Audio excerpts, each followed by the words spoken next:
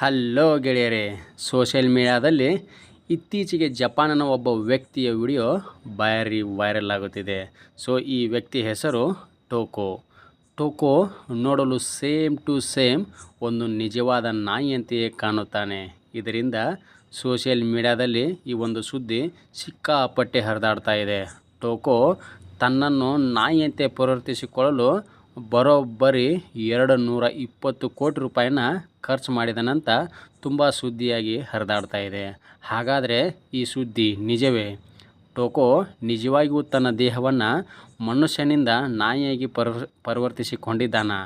ಇದರ ಹಿಂದೆ ಇನ್ನೂ ಯಾವುದಾದ್ರೂ ಬೇರೆ ಸತ್ಯ ಇದೆಯಾ? ಈ ಒಂದು ವಿಡಿಯೋದಲ್ಲಿ ಟೋಕೋ ಕುರಿತಾದ ವೈರಲ್ ಸುದ್ದಿಯ ಅಸಲಿ ಸತ್ಯವನ್ನು ತಿಳಿದುಕೊಳ್ಳೋಣ. ಸೊ ವಾಸ್ತವಿಕವಾಗಿ ಟೋಕೋ ತನ್ನ ದೇಹವನ್ನು ಯಾವುದೇ ಶಸ್ತ್ರಚಿಕಿತ್ಸೆ ಅಥವಾ ವೈದ್ಯಕೀಯ ಪ್ರಕ್ರಿಯೆಯ ಮೂಲಕ ನಾಯಿಯಾಗಿ ಬದಲಿಸಿಕೊಂಡಿಲ್ಲ. ಅವನು ತನಗಾಗಿ ವಿಶೇಷವಾಗಿ ತಯಾರಿಸಲಾದ ಅತ್ಯಂತ ರಿಯಲ್ ಆಗಿ ಕಾಣುವ ಡಾಗ್ ಕಾಸ್ಟ್ಯೂಮನ್ನು ಧರಿಸಿದ್ದಾನೆ. ಈ ಕಾಸ್ಟ್ಯೂಮನ್ನು ತಯಾರಿಸಲು ಸುಮಾರು 40 ದಿನಗಳು ಬೇಕಾಗಿದ್ದಾವೆ. ಅದಕ್ಕಾಗಿ ಸುಮಾರು 20 ಲಕ್ಷ ಜಪಾನೀಸ್ ಯೆನ್ ಖರ್ಚಾಗಿದೆ. ಅಂದರೆ ನಮ್ಮ ಭಾರತೀಯ ಲೆಕ್ಕದ ಪ್ರಕಾರ ನೋಡೋದಂತಂದರೆ 11 ಲಕ್ಷದಿಂದ 12 ಲಕ್ಷ ರೂಪಾಯಿ ತನಕ ಇಲ್ಲಿ ಆ ಕಾಸ್ಟ್ಯೂಮ್ಗೆ ಖರ್ಚಾಗಿದೆ. ಹಾಗಾದರೆ 220 ಕೋಟಿ ರೂಪಾಯಿ ಖರ್ಚು ಮಾಡಿದ್ದಾನೆ ಎಂಬ ಸುದ್ದಿ ತಪ್ಪಾ? ಏನಾದರೂ ತಪ್ಪು ದಾರಿಗೆ ಮಾಹಿತಿ ಏನಾದರೂ ಸಿಕ್ಕಿದೆಯಾ?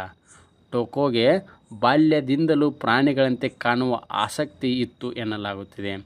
ಅದಕ್ಕಾಗಿ ತನ್ನ ಇಷ್ಟದ ನಾಯಿಯಂತೆ ಕಾಣುವಂತಹ ವಿಶೇಷ ಕಾಸ್ಟ್ಯೂಮನ್ನು ತಯಾರಿಸಿಕೊಂಡಿದ್ದಾನೆ. ಅದನ್ನು ಧರಿಸಿದಾಗ ಅವನು ನಿಜವಾಗಿಯೂ ನಾಯಿಯಂತೆಯೇ ಕಾಣುತ್ತಾನೆ. ಇದೇ ಕಾರಣಕ್ಕೆ ಅವನ ವಿಡಿಯೋಗಳು ಸೋಷಿಯಲ್ ಮೀಡಿಯಾದಲ್ಲಿ ಭಾರಿ ವೈರಲ್ ಆಗ್ತಾ ಇವೆ. ಹೀಗಾಗಿ ಮುಂದಿನ ಬಾರಿ ನೀವು ಏನಾದರೂ ಸೋಷಿಯಲ್ ಮೀಡಿಯಾದಲ್ಲಿ ಜಪಾನಿನ ಟೋಕೋ 220 ಕೋಟಿ ರೂಪಾಯಿ ಖರ್ಚು ಮಾಡಿ ನಾಯಿಯಂತೆ ಬದಲಾಗಿದ್ದಾನೆ ಎಂಬ ಸುದ್ದಿ ಏನಾದರೂ ನೀವು ನೋಡಿದರೆ ಅದನ್ನು ತಕ್ಷಣ ನಂಬಲೇಬೇಡಿ. ನಿಜವಾದ ಸತ್ಯ ಏನಂದರೆ ಟೋಕೋ ತನ್ನ ದೇಹವನ್ನು ನಾಯಿಯಂತೆ ಪರಿವರ್ತಿಸಿಕೊಂಡಿಲ್ಲ. ಬದಲಾಗಿ ಲಕ್ಷಾಂತರ ರೂಪಾಯಿಯನ್ನು ಖರ್ಚು ಮಾಡಿ ಅತ್ಯಂತ ರಿಯಲ್ ಆಗಿ ಕಾಣುವ ನಾಯಿಯ ಕಾಸ್ಟ್ಯೂಮನ್ನು ಧರಿಸಿಕೊಂಡಿದ್ದಾನೆ. ಸೊ ಇಂತಹ ವೈರಲ್ ಸುದ್ದಿಗಳ ಹಿಂದಿರೋ ಸತ್ಯವನ್ನು ತಿಳಿದುಕೊಳ್ಳಲು ನಮ್ಮ ಚಾನಲ್ನ ಇನ್ನು ಯಾರೆಲ್ಲ ಸಬ್ಸ್ಕ್ರೈಬ್ ಮಾಡಿಲ್ವೋ ನಮ್ಮ ಚಾನಲ್ನ ಸಬ್ಸ್ಕ್ರೈಬ್ ಮಾಡಿಕೊಳ್ಳಿ. ಹಾಗೆ ವಿಡಿಯೋ ಏನಾದರೂ ಇಷ್ಟ ಆದರೆ ನಮ್ಮ ವಿಡಿಯೋಕ್ಕೆ ಒಂದು ಲೈಕನ್ನ ಕೊಡೋದು ಮಾತ್ರ ಮರಿಬೇಡಿ. ಸೊ ನಿಮಗೇನಾದರೂ ಈ ಸುದ್ದಿ ನಿಜ ಅಂತ ಏನಾದರೂ ನೀವು ತಿಳ್ಕೊಂಡಿದ್ರಾ? ಹಾಗಾದರೆ ಅದನ್ನು ಕಮೆಂಟಲ್ಲಿ ಕಾಮೆಂಟ್ ಮಾಡಿ. So thank you.